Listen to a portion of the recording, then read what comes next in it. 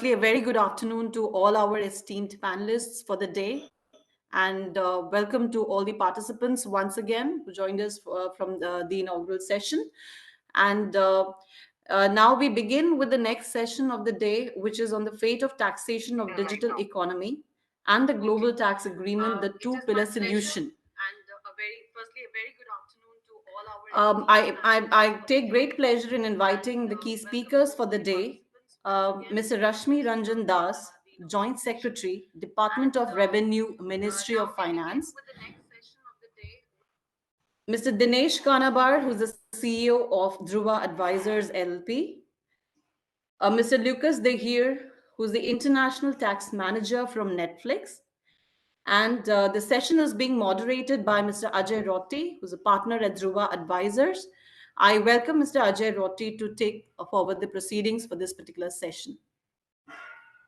Thank you, Nidhi. Good afternoon, everyone.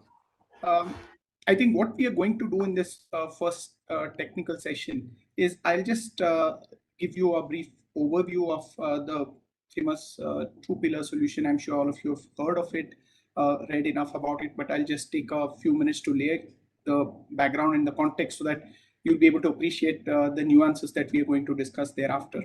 And then we will have a panel discussion about certain issues, the impact two-pillar solution has on India, on multinationals. I could have asked for a better panel to discuss this. We have Mr. Rashmi Ranjan Das, who's currently the Joint Secretary, Ministry of Finance here in India.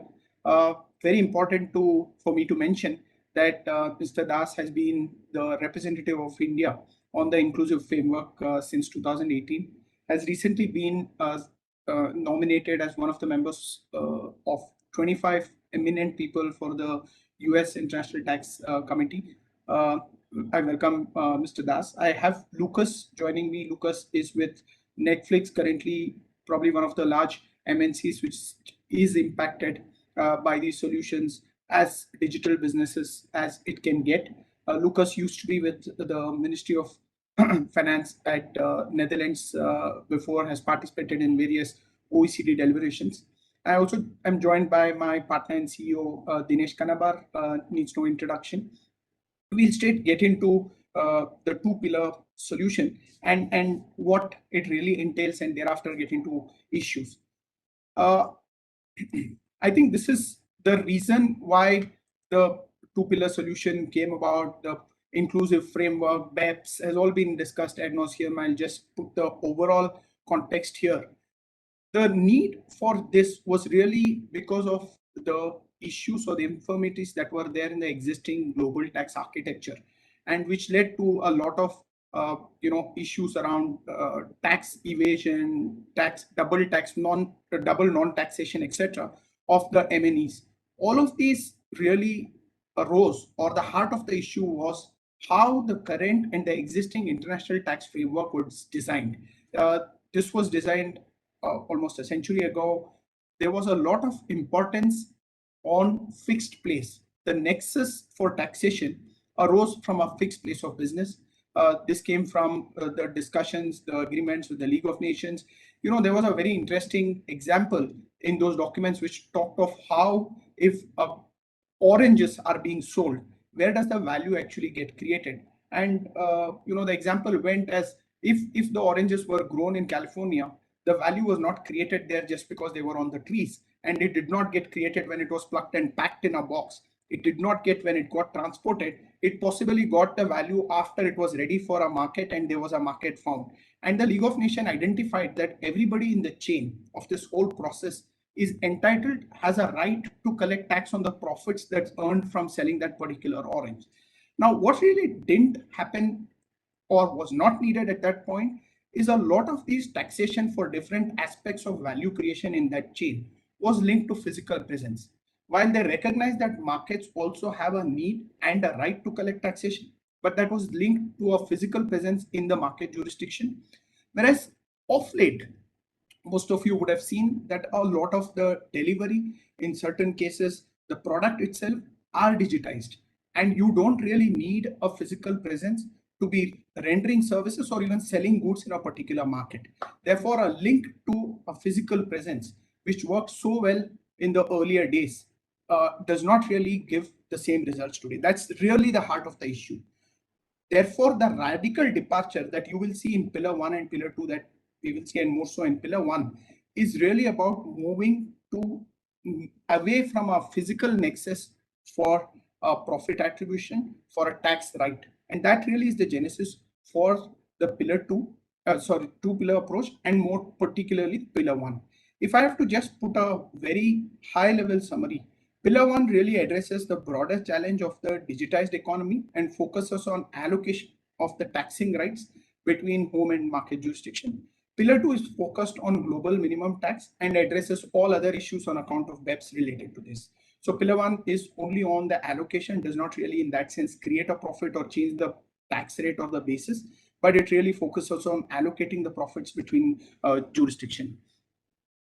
Where are we today on this? I will not take you through the entire journey so far, but really there's been a statement by the inclusive framework, a two-pillar solution accepted, even a detailed implementation plan has been released.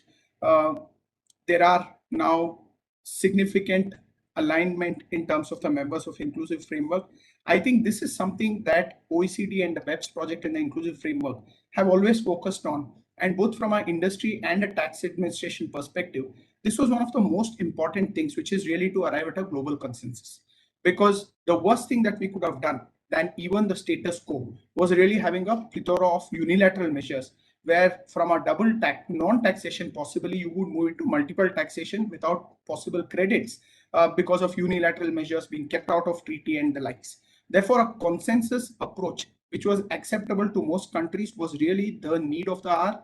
And, like Dinesh mentioned in his opening remarks, and then the same thing was said by the chairman of CBDT, that the pace at which this has moved and the consensus, the fact that we've arrived there is really a very heartening thing.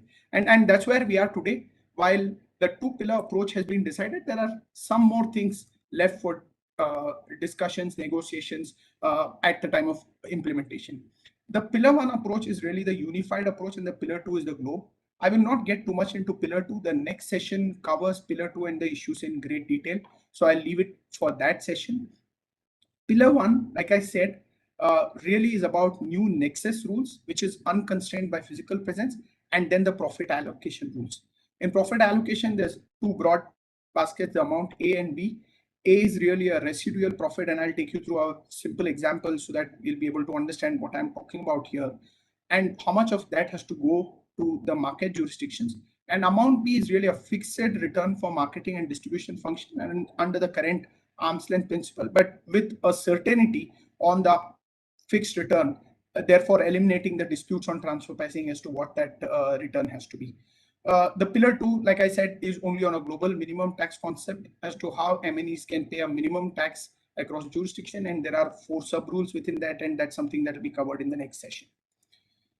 What is covered under pillar 1? The intent was always to apply to a broad range of businesses that generate profits. There were talks initially about taking only consumer facing business, etc. But at this point, the way it is, it applies to all businesses which are having certain minimum profits and turnover beyond a certain threshold. The activities covered are all activities which are currently there. There are thresholds with global turnover above 20 billion and profitability of more than 10%. There are certain exclusions which are currently extractives, minerals and ores, etc., extractives, and also regulated financial services. I will just skip these because these are just explaining the nexus and the revenue sourcing. Once I take the illustration, these will become clear. What really is expected in arriving at amount A is really you take the profits of the multinational enterprise, and anything above 10% of the profit, 10% of revenue as the profit is the residual profit, which is really what will be allocated to market jurisdiction. You need to note that one of the key things, as radical as moving away from nexus, is also to get into this single entity approach of treating the MNE as one taxable unit. and which is not too far from reality, because that's how most multinational groups work, which is to treat the whole business as one entity, and the transactions between intercompany, etc., are to be seen as generating profit and not really to determine the profit allocation. Step one, you determine what is the threshold above the 10%. Step two, you identify what of that has to be allocated to the market jurisdiction. And step three, you know what is to be allocated to which of the market jurisdiction based on revenues. So if we were to take just a simple example of a company which has a 25,000, whichever currency of worldwide revenue, and the profits are 6,500, the routine profits at 10% is really 2,500, and the residual profits is nothing but anything over 2,500, which is 4,000 in this case, and 25% of that 4,000 is what gets allocated to market jurisdiction, which is 1,000, and gets allocated in our example to 3 countries based on revenue from each of those countries. Therefore, the market jurisdictions get a share of the residual profits of 1,000. This is very simply put how amount A would work under pillar 1. The timelines for implementation: early next year, we should have finalization of our text of a multilateral convention. So we will have a MLC sitting on top of a MLI with the treaty. And then there will be an explanatory statement on implementation of computation of amount A of the pillar 1. Then we will be having model rules for domestic legislation that's necessary for implementation, which is extremely important. Thereafter, we get into signing, finalization, and then implementation of pillar 1 solution.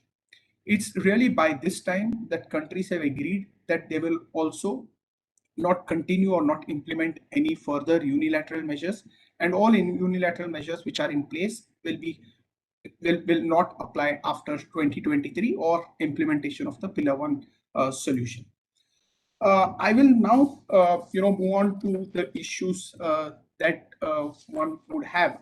And before that, what I will do is I'll just ask for some opening comments from all of my panelists on what they view, is the impact and how they view pillar 1. Now, we have a very interesting mix of the panelists, like I said, and Mr. Das would give us a view of how it was for India, and as a developing country, what is it that we are looking at, and especially a country which has a lot of market rights today. And Lucas will focus on developed economies, coming from Europe, where today a lot of the things are around IPs being placed there, companies which are operating there. And Dinesh will speak more about industry impact to MNEs, which are today have to deal with pillar 1. Mr. Das, if I could just request you to give your opening thoughts on the whole pillar 1 and how you see this going, and what in your view is been good, and what needs to be done further here. Thank you, Mr. Roti, and thanks a lot to Fiki for giving me this opportunity to be in this panel to share my thoughts with such a distinguished audience. I must clarify that the views expressed herein are my personal views and do not necessarily represent the views of the Government of India. Now, as you, Mr. Roti, was saying, I think the event of 8th October, when 137 members of the 141 member inclusive framework agreed on a statement containing broad outlines of a consensus solution based on 2 pillars. We are discussing pillar 1 now. That, I think, is a momentous event in the history of international taxation. And we believe from India's side that, and as G20 finance ministers and G20 leaders have noted in their communique, it's a significant step towards having a more stable and fairer international tax system. And as I look at pillar 1, I look at a couple of aspects which I think everybody should note. You have already spoken about it. The first one, which I'm going to say, is that the pillar 1 treats M&E group as one, and thus aligns the taxation principle with the reality. That acknowledges the limitation of ALP and the separate entity principle, which has been India's position articulated for years now, that ALP based on a separate entity principle fails to deliver a fair result, particularly in respect of highly integrated and digitalized business models, which rely on intangibles, and these intangibles have no observable location. So the limitation of ALP and treating an M&E group as one, which is actually one. That is something significant paradigm change in international tax architecture. The second one, as you have again said, the allocation of the part of such residual profit. In your example, that 1,000 of those 4,000 is based on sales. It again is vindication of India's stand for greater share of profits for the markets and consideration of demand side factors in profit allocation, which again we have been arguing not just for the last 3-4 years, but almost for the last 20 years now. And I may just say here, I have said it elsewhere also.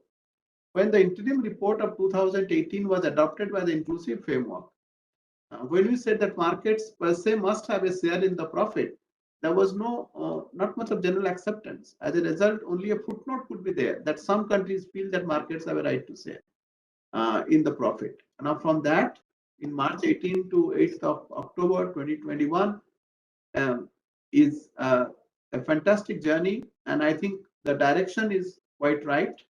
And hopefully, with a lot of technical works have to be done.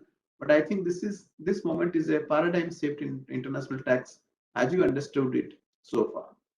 Thank you.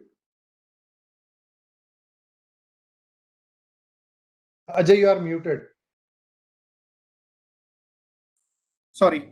Sir, I thank you so much for your comments, and I couldn't agree with you more on how this sort of is, in a sense, a vindication of India's position, and not just from market jurisdiction, but also from all the reservations that we've been expressing on profit attribution, permanent establishment, etc. in the past. And this has really been India's position without a doubt. Lucas, moving on from there, I would be very interested to hear as to how countries like Netherlands and other in Central Europe, which are more into the developed economies, looking at this, because this means two different things for developing countries like India, which are looking at market jurisdiction rights, and countries in Europe, US, etc., which are likely to cede some of their rights to taxation. Your opening comments on how you see Pillar 1, Lucas? Thank you, Ajay, and also thank you for that excellent introduction to Pillar 1. In the first place, I would like to commend the inclusive framework and also Mr. Das in particular for the heroic work they have done. I do believe that Pillar 1 is the most fundamental legislative development in the tax world in decades, even bigger than the BEPS project at that time, because it's really a fundamental new way of looking at international taxation. And I think very little people actually believed that such a change could be achieved. But the inclusive framework really shows that if you bring the right knowledge together and people with the right mindset, then everything is possible, and gaps can be bridged between over 140 countries. So that's really something I would like to acknowledge in the first place. Netflix has, throughout the process, been a very vocal and active supporter of the Pillar 1 and 2 project. This is because we fundamentally agree with the premise that the tax rules, the allocation rules focusing on physical nexus, have been outpaced by reality and the way businesses have started to operate in a more and more digitized manner. And I really liked Ajay's remarks and also those of Mr. Das, that Pillar 1 is about looking at a multinational holistically on a consolidated manner. And that really resonates with the way Netflix views it, because we're an American company, but we also work with regional head offices. And it's really important to assess that from a holistic manner. One comment I'd also like to make in particular is that we are really happy to view that the inclusive framework landed on a pretty broad scope of Pillar 1, in the sense of avoiding ring fencing certain bits of the economy, such as consumer-facing business and distinguishing automated digitized services. I think that fundamentally respects the most important conclusion drawn during the BEPS project under action item 1, and that's that the digitized economy cannot be ring fenced from the real economy, because basically all companies are becoming more and more digitized. And also, if I look at Netflix, for example, we are in essence an entertainment company. We provide entertainment content to our users, and we don't monetize them through data collection or whatever. We just charge a subscription fee. But also, obviously, we heavily rely on the internet and making our content available to the users in a digitized manner. And therefore, I think it really makes sense that the inclusive framework landed on this scope. So yeah, those will be my opening remarks. Thanks, Lucas, and this is sort of in line with what I've heard from quite a few MNEs, that this is something that is welcome, because as much as the administrators were working in finding a solution, I think this was one of those cases where even the suggestions that came from all the MNEs were more towards arriving at a consensus approach and a unified approach that we've now come to, because even MNEs would have had a higher or a increased effective tax rate if multiple countries went ahead with unilateral measures and increased administrative cost and compliance. Dinesh, on that note, how do you see multinationals react to this, and the industry at large react to these measures, and what would your opening views be on Pillar 1 and what we have arrived at there, Dinesh? Ajay, I was quite fascinated with your excellent presentation and the comments which came in from Mr. Rashmi Ranjan Das and Lucas. I would just go back and first put a comment to say that when CBDT came out with a draft paper on attribution of profits to permanent establishment and spoke about attributing profits to without there being a permanent establishment on the basis of market, I had discussion with several law firms, several multinationals, and while there was this general reluctance to accept anything than transfer pricing and a dual entity approach being the only way in which profits could be computed, there were several others who came back to say what India has come up with is indeed an evolved thought. And I'm really feeling good that in some sense, while the recommendations in Pillar 1 are not absolutely the same as what was there in the draft paper, but the basic thrust has been accepted. So that's one point I would put. Number two, I think as we look at, and this is not you gave the example, Ajay, in your presentation about oranges, and maybe that is being a little bit simplistic. The way I like to describe, and it's saying the same thing, but sort of putting a sharper focus, is that let's assume that a multinational is investing into technology and is developing an MRI machine, fairly sophisticated machine. R&D happens overseas, manufacture happens overseas, IP is overseas. But could that multinational ever have made a profit if a market like India was not available where it could sell? And therefore, could you just go back and say that because you chose not to have a permanent establishment, but some other methodology for delivery, there is no liability tax in India? So whether it is oranges or whether it is an MRI machine, I think the principle is very, very well accepted. And in some sense, I'm glad that we have not restricted the scope of Pillar 1. It has gone across board. In the discussions that I had with several multinationals, people have come back to say two things. One is what I would pose as a question to Mr. Rashmi Ranjan Das, and I'm sure he will respond to it as we go along, is there are very, very few entities, maybe top 100, 120 entities and no more, who get covered by the threshold which has been provided for turnover in Pillar 1. But the principle applies across board. How would India and how would indeed other developing countries look at entities who are not covered by the threshold? Would we want to really apply the principle to them also or not? Because it could be fairly huge enterprises, not just meeting the turnover threshold. Will they be totally outside, etc.? Of course, in Pillar 1, we have said we'll get the 20 billion down to 10 billion, 7 year, all of that. So I'm not getting into all of those. But what happens to others in the meantime? That's number one. And number two, of course, is this whole issue which has come up with regard to how the amounts collected under unilateral measures will at some point of time be sort of adjusted And I think when I talk to multinationals, the issue which seems to come up, and which will be an interesting development to see, is that if the amounts collected unilaterally are available as a credit later on, how do you deal with deferred tax and other things? So Right. I think that's going to be a subject on its own. And the final comment I would make, Ajay, is the point which I raised with Chairman also, which is to say that multilateral resolution of disputes in a time effective manner is the backbone of pillar 1. If that does not happen and we get into disputes with regard to computation of profit, allocation of profit, whatever else, then we are going back to square one.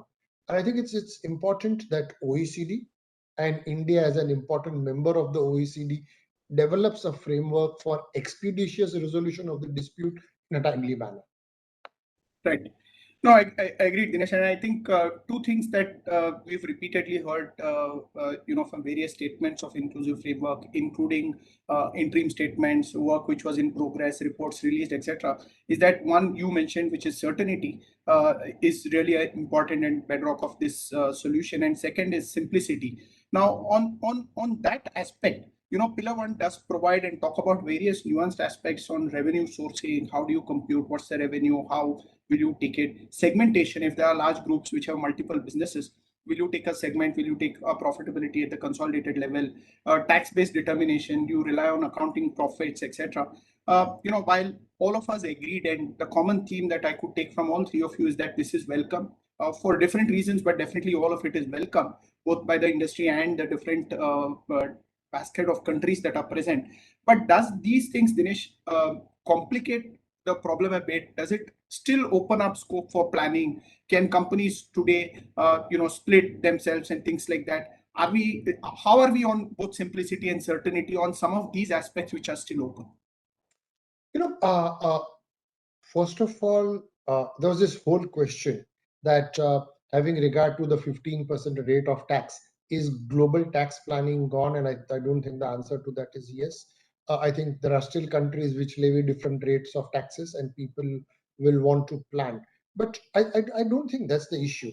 I think if you look at the way the world of taxes is evolving, we have GAR as an accepted principle in most jurisdictions. So any planning which does not have a substance is bound to be looked through. It's not something which is going to be accepted.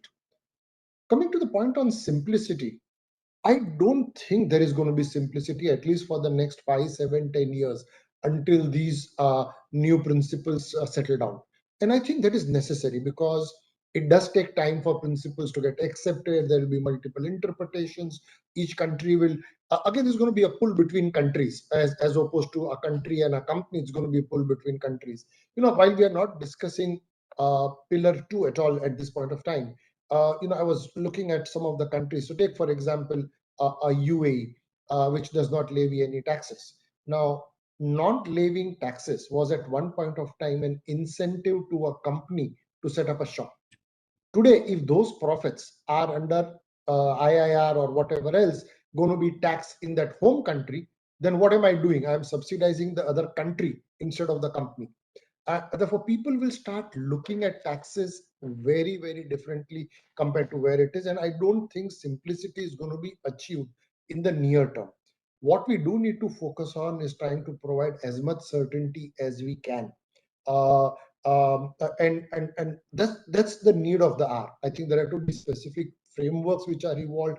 Time in India, for example, one of the things which does worry us is that domestic litigation takes anywhere between 10 to 20 years to resolve.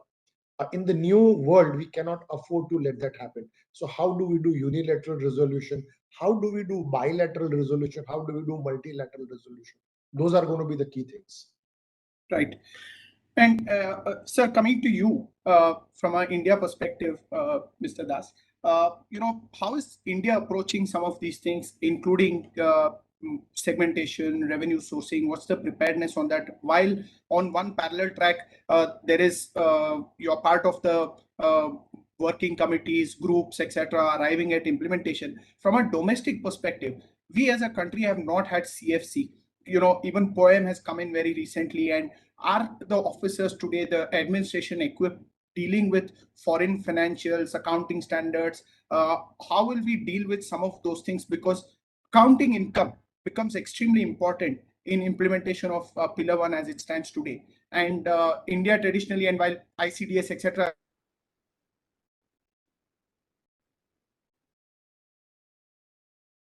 I think we have lost we've Ajay. touched to the question. One is how is India approaching some of these things, and second, preparedness in terms of administration, etc. Sir.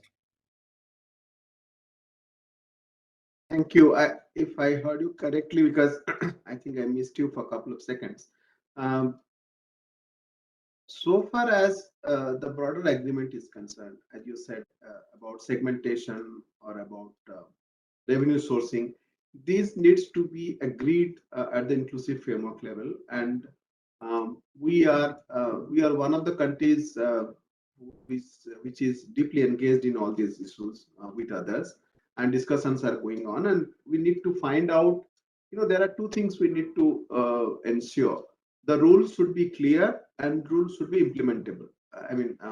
So the basic rule of, let us say, revenue sourcing is that revenue will be sourced to the jurisdiction where the ultimate consumer is, or where the ultimate service is consumed. Now that's easier said than done. What do you do about B2B services? How do you handle components?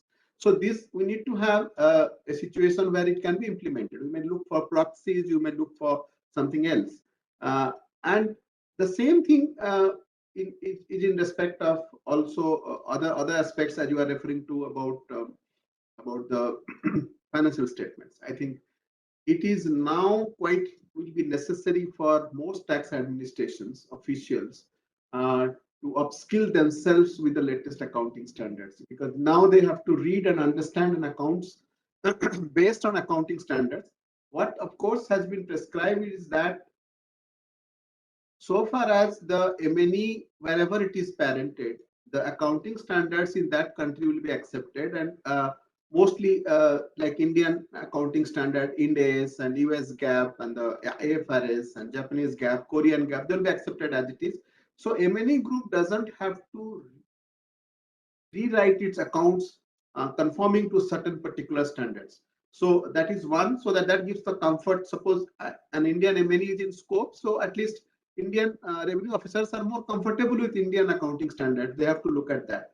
So the lead tax administration of the respective MNE will have a major role in that in seeing that whether the tax that thing is proper or not, and they will have a major role in ensuring and assisting the MNE to fulfill its compliance, and which is expected to be at one place. I mean, it is expected they will file only one return possibly, and it will be distributed and exchanged among all the TT partners. But it may not be possible for an MNE to do compliance in say 170 or 180 countries it is operating with, out of which maybe in 100 it may not have any physical presence.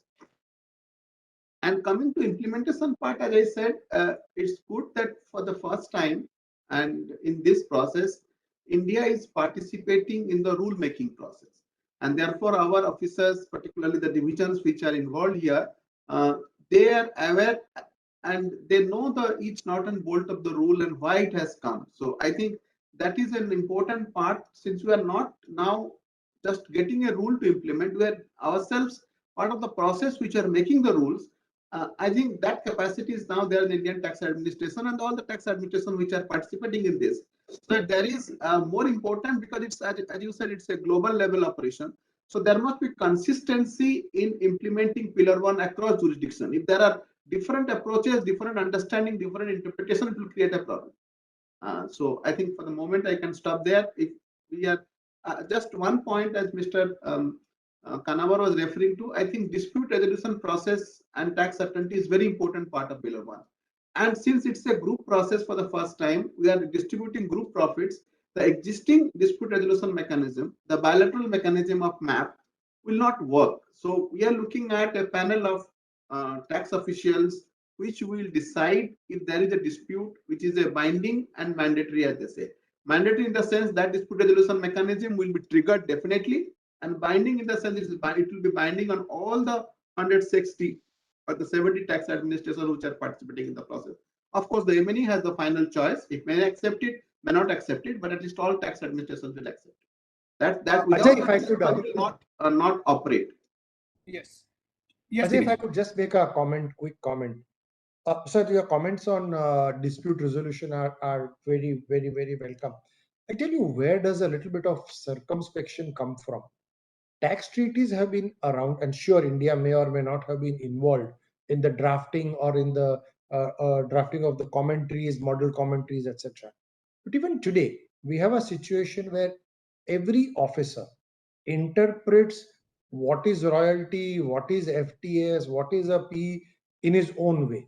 That's what Section 119 allows every officer to do.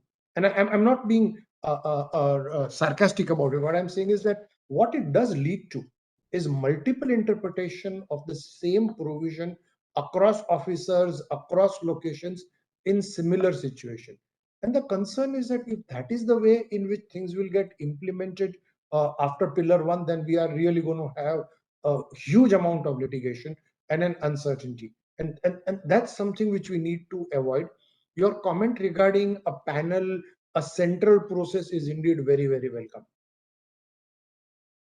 Yes, if I can just come in for a second, I think Yes, the sir. process involves providing an early certainty to the MNE, which wants to, the first time an MNE is coming into the scope or first return, it can ask for an early certainty process that what I'm doing this, my revenue sourcing I have done like this, my distribution is like this. That can be confirmed by the Fleet Tax Administration and review panel.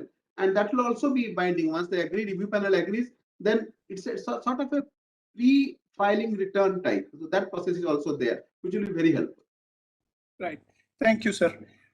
Lucas, some of what you heard from Mr. Das must have been music to your ears in terms of accounting standards being accepted, and then a P type of return and dispute resolution, etc. Because one of the things that I've been wondering and sitting looking at taxes for a large multinational like you do, how do you see this impact large corporates in terms of compliance, in terms of importance and accounting profits? Because today, what accounting profits you do, the policies that you follow, not only become important for your valuation, EPS and markets, but also now suddenly have an impact on taxation.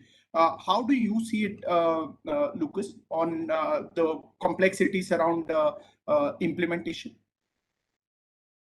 Ajay, and indeed, it's hard to add anything after all the wisdom and interesting thoughts shared by Mr. Das and Kanabar. But indeed, maybe in the element of segmentation, I'd like to echo my comments before of the importance of not ring fencing activities, because that definitely makes it somewhat easier to implement. And everything basically fits within the context of tax certainty, and how do you get as much tax certainty as possible, and also how do you implement it in an efficient manner. And that's something that's one of the most important items for us. So we're very eager to see what the implementation would look like. If you look at this October statement, there are indeed some building blocks of streamlining compliance within one single entity. And we like in particular the concept that we know, for example, within the European Union, of a one-stop shop for VAT purposes, where for a number of countries you can file a single tax return and even make a single payment, which is subsequently distributed amongst other jurisdictions. I can understand that may be a bit of a too big of a big bang to implement within the corporate income tax purposes, but anything that would come close to a standardized tax return that could, for example, be distributed amongst jurisdictions within the current and existing framework for exchange of information, I think that will be highly welcomed. We had some internal discussions, like all of a sudden we have tax liabilities in dozens new countries. Do we need to hire dozens of new employees?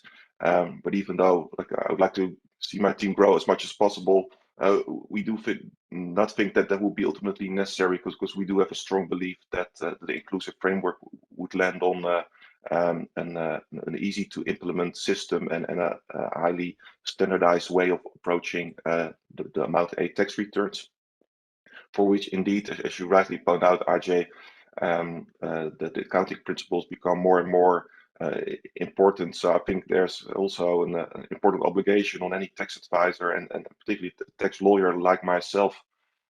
For me, words have always been better friends than numbers to get better acquainted with the important accounting principles. Right. Lucas, I did hear you on the point on a consolidated tax return, which can get distributed, and that makes things easier for corporates like you. But, I dread to think of the other alternative had we not done this, which is really a lot of the unilateral measures that would have continued. And you said, you suddenly realize there are 12 dozen other countries where you need to pay taxes and have people, etc. But the other option that we would have had is a DST in UK and digital tax in Italy and France and India, equalization levy, significant economic presence, etc., which would have led to multiplicity of proceedings, etc. Sir, coming to you on this interplay between unilateral measures and what we have agreed in Pillar 1, sir. A lot of the things that, like you said, is aligned to our position. We are sure of what we wanted. It was heartening to see India push back after the first statement in terms of the percentage of profit for market jurisdiction. Our statements were always clear as to what we wanted out of this process. Sir, what is the economic assessment that's been done, or is there a revenue target that, without getting into actual numbers, that India has done an assessment? Because, like Dinesh said, only a handful of companies are coming in, but we will be letting go of equalization levy on all the companies. So are we selectively taking out equalization levy? Is there a math done on what is it that we will be giving up was what we get, plus the added compliance costs, sir? Like you rightly said, the field has to be trained, dispute resolution, setting up of those panels, etc. Sir, any thoughts on that as to where India stands on this interplay between the two and the decision to be taken there? Yes, thank you. Before I come to that, I'll just make a comment on segmentation issues which have been raised. For simplicity, it has been agreed that once a group is in scope, beyond 20 billion and more than 10%, there'll be no segmentation. I think the overall results will apply, number one. Except one rule which says that if that group is not in scope, let us say group has more than 20 billion, but it is below 10%, but a disclosed segment is in itself in scope or could have been in scope. A segment has more than 20 billion profit of more than 10%. That segment will come into scope of Pillar 1, even though the entire group will not.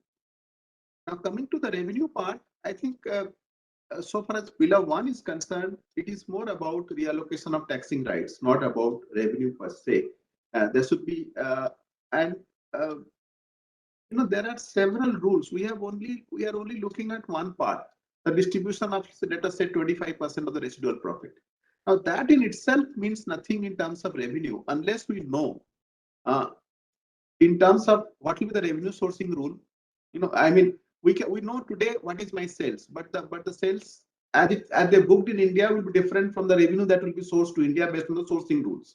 In terms of, they may be technically booked in some other country, but it may come to India, or it may be booked in India, but it may go out in India. Let us say, in respect of our MNEs, all exports, we are booking it here, but that may go out. So that is number one. Number two, we need to also agree, and that is on the discussion, is elimination of double taxation. It's easy to say who is getting what, but ultimately somebody has to pay for it, which is going to be the surrendering jurisdiction. So unless we are very clear on that, it is not proper to find out what will be the revenue. And that is why OECD very smartly has said that we will not like to give any estimate of jurisdiction-wise revenue for Pillar 1. They have given it for Pillar 2 for all countries, not for Pillar 1. Yes. And having said that, I think given the fact that we are a big market, given the fact that our purchasing power is going up, and given the trend that we have in respect of the companies which will be in scope, it is quite reasonable to assume that Pillar 1 will bring additional revenue for us. This is number one, I would like to say, without going into exact quantum, because it's not fair to compute. The second part, I think in terms of revenue, comparing with equalization levy is little bit unfair, in the sense that rather inappropriate. Why? Number one, the scope of Pillar 1, the companies in Pillar 1 is bigger than what the companies are covered under equalization levy, number one.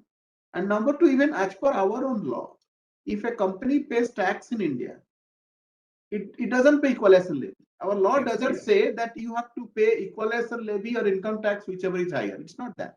If you have a taxable nexus here, you don't pay equalization levy. Equalization levy of Government of India or DST of other countries is actually an expression of dissatisfaction with the existing rules. And once those rules are changed, as all the inclusive framework members have agreed, that the unilateral measures, honestly, I don't like that term unilateral because all taxes are unilateral in always. There are no bilateral taxes or multilateral taxes. But they are that's what world understands it. These are national tax measures, I always say.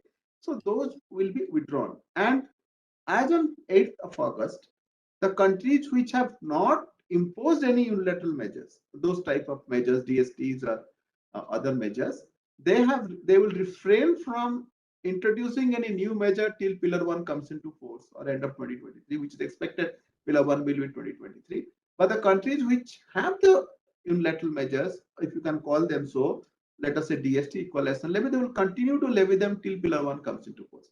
That is a compromise which has been reached, but all the unilateral measures will be withdrawn once the Pillar 1 comes into effect. That's what all the countries, including India, have agreed to as per the 8th October statement. Thank you, sir. Sir, I particularly liked your phrase of expression of dissatisfaction. I think that is a more appropriate description of unilateral measure. That's something that's nice to take away from here. Dinesh, moving to this whole equalization levy or unilateral measures versus what is happening in a Pillar 1, two parts and two questions to you, Dinesh. One is, when DST, equalization levy, etc., was introduced, and all of this is in public domain. As users, we would have paid it. Apple increased their prices by equalization levy. They increased it in UK. Few other companies did the same thing. So therefore, some of it was being passed on to the customers because it was clearly identifiable. What happens when Pillar 1 comes, and how will MNCs react to it? Because you can't identify it. It will be based on profit allocation, etc. That's the first part of it. Second, Dinesh, some views on the compromise on the transitional approach that US signed, with Spain, France, Italy, etc., which has been extended to India. These two parts on this interplay. So, Ajay, if I can take the liberty of sharing now that the discussions between India and US have concluded. When I was invited to give my comments before the meeting, this was a point which I had made to say that while on the one hand USA wants to levy unilateral taxes on India uh, to retaliate against equalization levy, the companies are actually recovering the taxes. And when I spoke to the Ministry of Commerce, they came back to say, "Oh wow, we didn't realize that," and I gave them specific examples. I think ultimately, whether the post the removal of equalization levy, how will companies react, is a matter of time, and it's a matter of more of price and respective bargaining capacity compared to come back and say that now that equalization levy is not there, what will they do or not do? Uh, I think more important, what problem the multinational face with the equalization levy was that it being a unilateral measure was not creditable in the home country, residence country. Whereas if you are paying taxes under Pillar 1, and even assuming for a moment that it is higher than equalization levy, it is creditable against the taxes payable in the home country. And unless the residence country is charging a significantly higher rate of tax, you would have no qualms to say, okay, I'm paying this and I'm getting a set off. So it is unlikely to impact price. And I think that's going to be a very, very important thing. On to your second question, Ajay. Uh, Indeed, it's in some sense whatever USA has agreed to with the 11 countries and thereafter with India is also a part of what is there in Pillar 1 itself. To go back and say that unilateral collections will be a measure of what is to be set off. India, of course, has put a line on the sand to say it is post April 22, what is collected and thereafter creditable, etc. I don't think these are easy answers. I think we'll have to wait for the rules to come as to how will the set off happen, in what form and shape, over what period of time, etc., etc. Pillar 1 itself contains certain recommendations, but how do Indian domestic rules come up is going to be quite interesting. One question, as I was listening to you and to your question to Mr. Das and his response, is that in India, willy-nilly, thus far, we have not accepted consolidation of accounts. Each entity is a standalone basis. Now, if you are going to look at globally consolidated accounts, is it a matter of time before India starts looking at consolidated numbers? Separate discussion, maybe not at all related to international tax, but it throws up a very, very interesting angle. And I'm sure, as Mr. Das said, the 22 budget will show a number of things that we are looking forward to.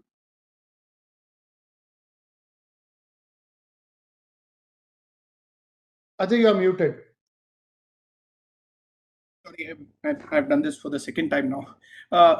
Lucas, your views on this whole interplay between unilateral measures and Pillar 1, and more particularly, we've been hearing, and that's my takeaway, that this is really moving towards a single entity approach, looking at M&E as a single group.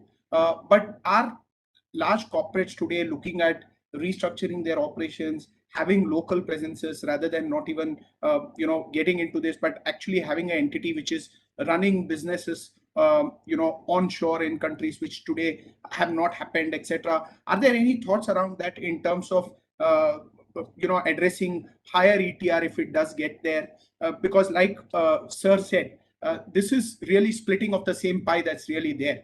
If you're going to Pillar 2, we are looking at enhancing the pie, but in Pillar 1, we are really having a pool of taxes and how it will be split. So if that is the thing, then how will MNCs look at it between these two, and today with all the measures that are there, and if they don't get rolled back and things like that? That's a great question, and also a very interesting and fundamental discussion. Even though it's still early here in Amsterdam, it gives me a lot of energy to hear you think about this fundamental origins, basically, of the inclusive framework. And like you said, IJ, and Mr. Duss's statement on the equalization levy being expressing dissatisfaction with the status quo. I think that's very well put. And I think it was a very right and spot on dissatisfaction. And you could also see the unilateral measures as being a necessary step towards this international agreement, because I would not know whether this agreement would have been achieved without having the unilateral steps in place first. In terms of how multinationals will deal with this, I'm still not quite sure. I do believe that where there would be planning, tax planning, companies would be planning towards certainty, actually. Because if you look at the wave of legislation that followed after the BEPS project, if you look at the EU directives, if you look at a whole lot of case law that has been derived in loads of countries, tax certainty, that's top of mind for any company, a lot more than tax savings. So in this context, the marketing and distribution safe harbor will also be very important for companies to look at whether they would be subject to amount A or not, and whether the existing transfer pricing methods are still accurate. Every now and then you hear some discussion that amount A is separate from transfer pricing, which is in essence correct, and that the transfer pricing rules and the arm's length principle has been thrown out the window. I disagree. In a post-Pillar 1 world, I think there's a lot of relevance for having a very solid transfer pricing mechanism in place. I still see a lot of importance for APAs, unilateral or bilateral or multilateral, to make sure that amount A is properly allocated, that in case you're eligible for the marketing and distribution safe harbor, that is properly applied. So I think all those things will be top of mind, rather than maybe saving a couple of basis points in taxation by restructuring. Right. That's a interesting point, Lucas. And arm's length price, and I get reminded of the Altera decision in Circuit US, which basically said well that ALP is actually an aspirational concept, and whether we'll ever be able to get there or not. But interesting to hear alternate view on that. Sir, final one. We're just coming to an end, and we have about 3-4 minutes. Just in 1 minute, sir, one thing, if you were to do a crystal ball gazing, and we were having this conversation in say 2023, 24, how would you have seen where we would have moved on this implementation, and what's your view on where you see it going in the next 2 years, sir? Very quick 1 minute final thoughts. So I'm quite optimistic. I think in the sense that if the commitment of the inclusive framework members, one must credit that for the statement that we have on 8th October. To be honest, if you would have asked many people in, let us say, February, whether we'll be in October where we are, many would have said no.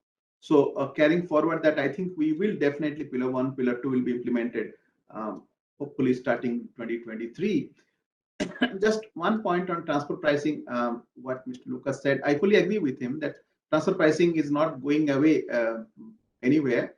But let us understand, countries particularly are looking at some fixed numbers that has come. Like you have now an amount B looking at a fixed number for say marketing and distribution activities. The MAP forum is looking at possible fixed numbers for various activities like say R&D and other things. So there is a tendency to look at some numbers which will be comfortable for the competent authorities, at least a reference number, so that as you said, it's an aspirational concept. ALP looks like as a conceptual it's look good, but to find out actual ALP, it's completely is more an art than a science. So I'll stay there. Thank you. Thank you, sir. Dinesh, some views on where you think we'll be in 2024, 2025? So first, just a very quick comment. I know so many transfer pricing experts who must be sort of turning on their beds to say that what the heck, how can anybody talk about burying arm's length price? And I certainly am in your camp, sir, to say that we need certainty and not a theoretical proposition which can't be implemented. I think to your question, Ajay, I don't know really whether January 23 is something which will be implementable or not. Everything that the OECD has done thus far has shown their determination that they stick to the timelines, and I do hope they stick to these timelines also. I think the only one comment I might make is that given the complex nature of what we are trying to do, we should not sacrifice certainty and clarity at the altar of speed. So if we can implement speedily but implement it in a certain manner, that is of course very, very much welcome. But I would rather that this happens 6 months, 1 year later with a greater degree of certainty and buy-in rather than speed. Right. Thanks, Dinesh. Lucas, some final concluding remarks? No, I think the comments on the timeline are very interesting. It's rather ambitious, and though everyone that has expressed criticism or skepticism towards any promise made by the inclusive framework has been proven wrong, I could also see it maybe taking a little bit more time and move towards 2024. And I'm also very interested in to see to what extent the European Union will implement it through directives. So we'll definitely keep a close eye out on all the local developments towards implementation. Thank you. Gentlemen, thank you. It's been absolute pleasure. I think we've covered a lot of things, and then, an hour seems too short, but thank you to each one of you for the time that you spent and all the views shared. Thank you so much. Ajay, thank you for moderating this. Thank you. Thank you for me. Thank you.